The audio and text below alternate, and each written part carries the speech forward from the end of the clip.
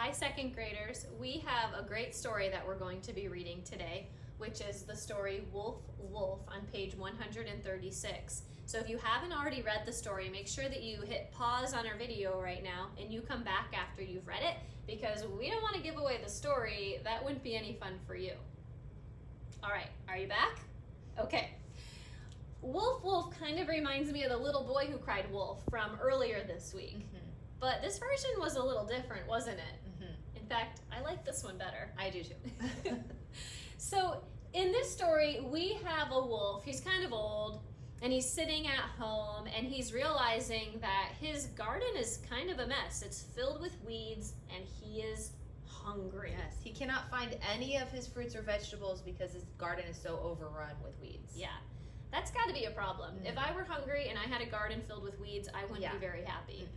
So the problem is kind of told to us immediately on the first couple pages of the story. We've got a hungry wolf, right? So I'm just going to write, the problem is the wolf was hungry. And if you want to add in the wolf was hungry and his garden had weeds, you are more than welcome to write that whole complete sentence. That would be awesome. Now, the story doesn't end there.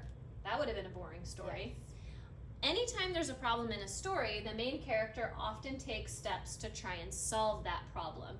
And they take more than one step until we finally get to our solution. So, Mrs. Grant, we have a hungry wolf, okay?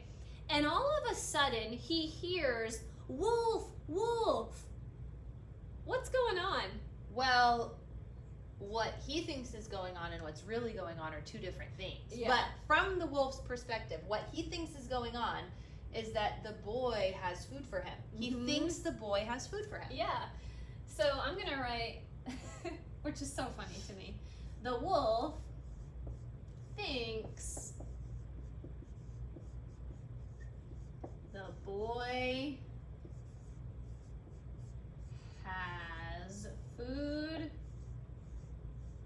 I'm going to say food to share. I mean, we've got a hungry wolf. So when he hears someone calling his name, he's like, ooh, there must be food for me. Awesome. But He has no that is not actually what happened.